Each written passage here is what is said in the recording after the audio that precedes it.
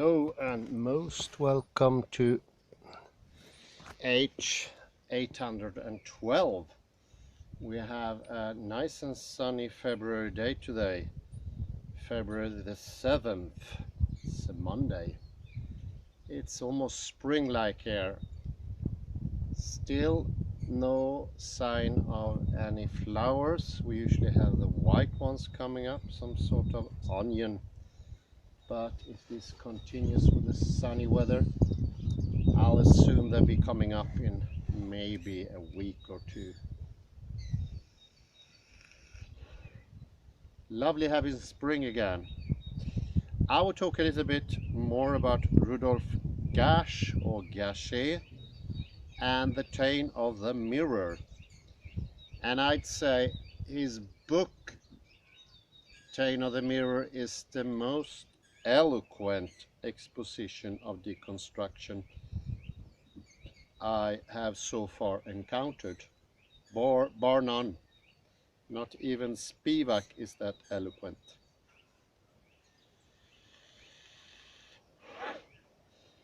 And also the clearest definition, and I think you all know that Derrida wasn't too keen on definitions because they are counterproductive.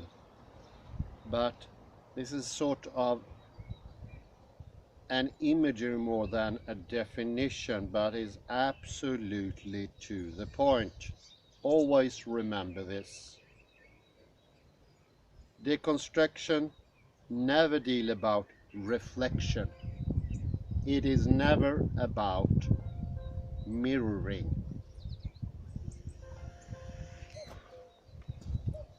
Excuse me a second. The dawned alarm.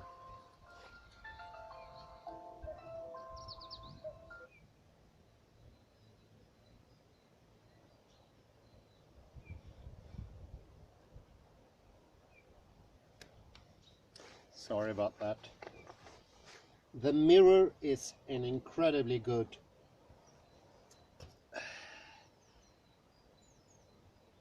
description of the stuckedness in Western mentality. It is that of identity. It is that about something being the same. That very notion or feeling, imagery, gestalt, that is at the very core, and it always escapes. It renames itself, it takes different camouflage, it constantly repeats itself, sometimes in similar forms, but very often in different forms. It's the tendency to divide, of course, because when you look into the mirror, you see something and you get two parts, whereas thinking is never the same. There's never ever about seeing anything exactly as it is, so to speak.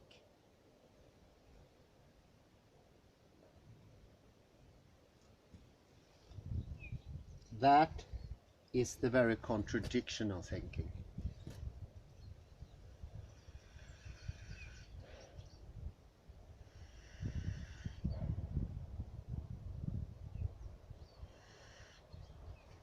With this mirror-like reflection-wise, there is no chance of knowledge of anything, because it's just the same. And by building up a whole system in contrast to what is same and what is not same, you get all this illusionary build-up.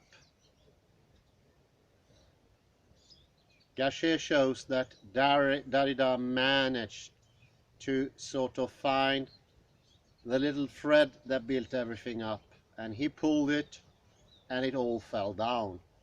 It all dissolves into oppositions.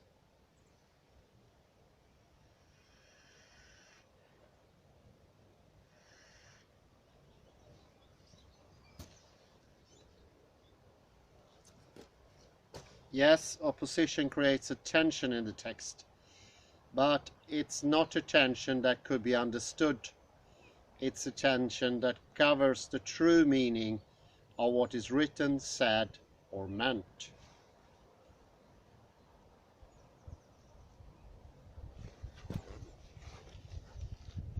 And for this understanding, it was absolutely necessary before to really go into David Barter and his understanding of the prefrontal lobes, and that they have the executive power, a power that's been ignored. And that sort of puzzled me. It seemed to be sort of an extra knowledge for me, but I later realized that could actually be the core. Why was it ignored? And I'd say it's the mirroring, because we prefer that part of the brain that seemed most similar to our own gestalt, and that would be the cerebro in itself, the neocortex or the cortex. That would be the actuality, the presencing, the identity of something, whereas the prefrontal lobes don't have anything that's similar to identity. And this whole other function that became invisible, something that we could not fathom just because of that.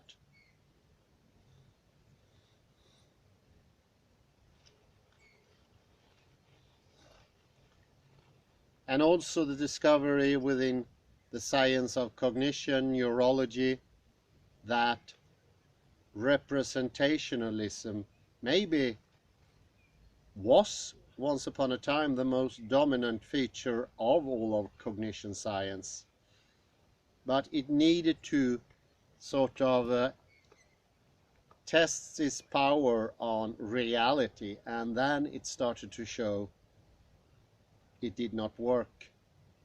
So it was the working principle of science that showed the way. Without a working principle, without trying it out on reality, that realization could never ever have come. That's important to understand. Never ever. It can only be when we interact with reality, not mirroring it, which is not interacting, but interacting with reality, that we can gain knowledge, something new can come about. Otherwise, we're just investigating the very mirror that we are ourselves making, and at best would that be a bleak copy of the past.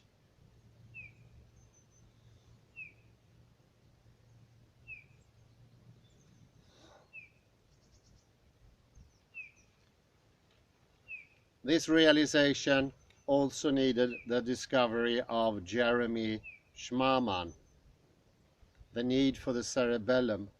The cerebellum hadn't earlier been ignored as in the same way as the prefrontal lobes.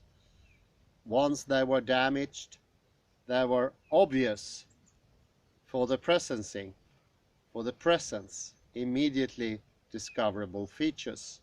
You could not move. You gained ataxia. But what Jeremy Schmamann and more people discovered is the cerebellum does movement for the mind as well. Thinking is a movement, and the cerebellum is what makes for smooth and fluid movement in thinking. This is what called degrees of fluid thinking waves. This is what thinking is. And the mirror causes problem in the fluidity. That's when people start thinking that the thoughts are mirroring something, and thereby at the same time creating both an object and a subject, dividing. And that's an illusion that bears on the fluidity of the thinking. That's when you start to say that thinking are words or thinking are imagery, and you get this stuckedness. It's important to understand that it's the mirror that is in the bottom, and that the subject and the object are, so to speak, constructed at the very same time.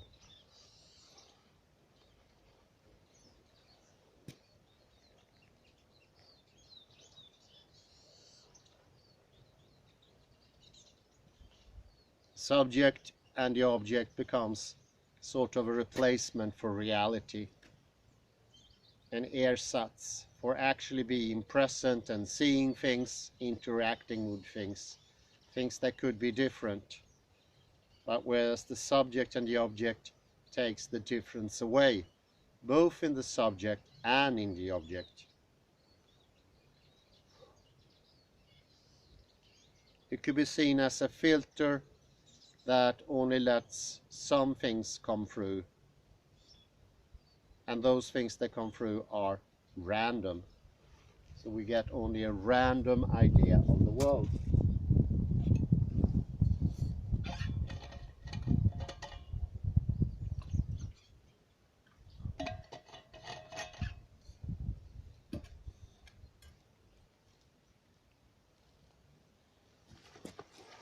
And it's also in this same very moment we get a division between fluidity or movement and something that's static.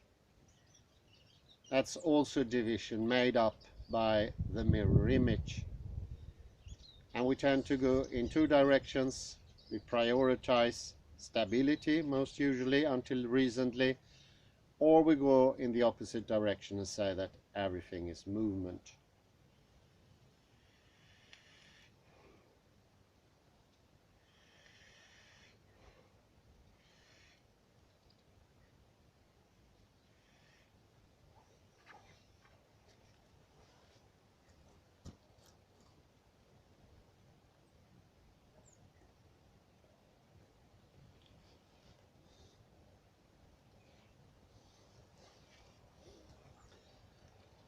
I think one of the earliest indications that was actually 2-3 years ago when I read this article about more real, I think, and it was about the atom not being identical, and that it would never ever in any possible situation be possible to see that two atoms were the same.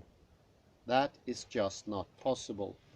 So that's a discovery from actually more or less classical physics to show that the identity, something I always assumed to be something completely separate in a separate sphere in the law of logic, actually got affected and proven to be wrong.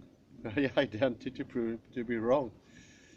So in my thinking I went from not even thinking twice about identity, and then all of a sudden it wasn't only discovered to be something, it was also discovered to be not working, be false.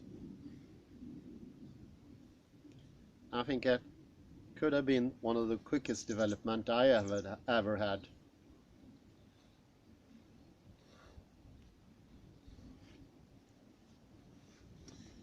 And the mirror is, in some reasons, in some ways, some aspects, some approaches, one could say, the same as the fixation with a picture, an image that Ludwig Wittgenstein speaks about, especially the later Wittgenstein in philosophical investigations and the Brown Book and the Blue Book. And how one can step out of that by realizing that language is not working either as a movement only or as a stability only. And for Wittgenstein it started with him thinking that every word reflected, mirrored something in reality. And by then we had two things in one go. We had words and we had reality.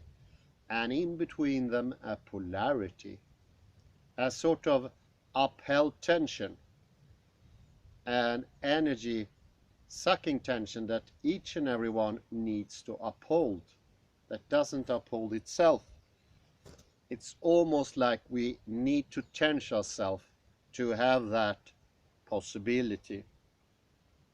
It doesn't come by itself.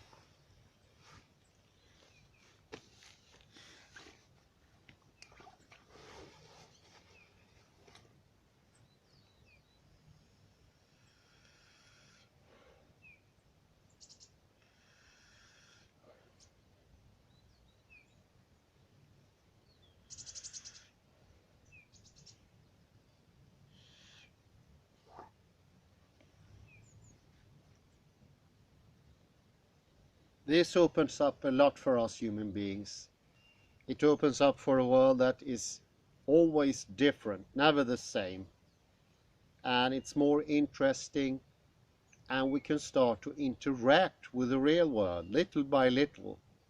It's a bit stepping out of the mirror image, coming alive again, not being as solid, and be able to actually discover divisions in the world. Divisions in the world, not the ones that we sort of project to the world.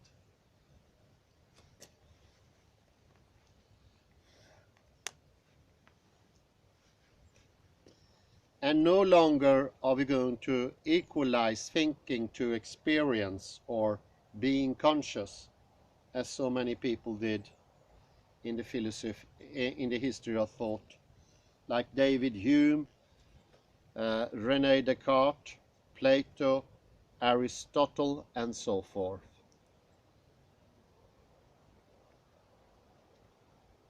Thinking can actually be something much more than a reflection, and it means something directly. And by this we also all of a sudden get a different level. By not identifying with thinking, we can use thinking as a wave and control it, show its direction. And this has been shown from neurology now, that once we take over the control of the brain and leads it in a specific direction, making the fluidity of the thoughts better and better, making them going in better sequence, letting them function better. That's the working of the cerebellum, the little brain. Then we will be able to abstract more. We'll be able to elevate our thinking to levels that would not be possible when we are still stuck into the mirror vision. That stuckedness makes it impossible. It makes all possibility of a free will impossible, because thoughts are just representing something outside, and they come by themselves. There's nothing for you to do, and therefore, in a sense, you might perceive that there is not any you. An I becomes impossible somehow, because you just see reality, and your mind is what mirrors reality, and your mind is equal to the thinking, not something the mind controls or directs.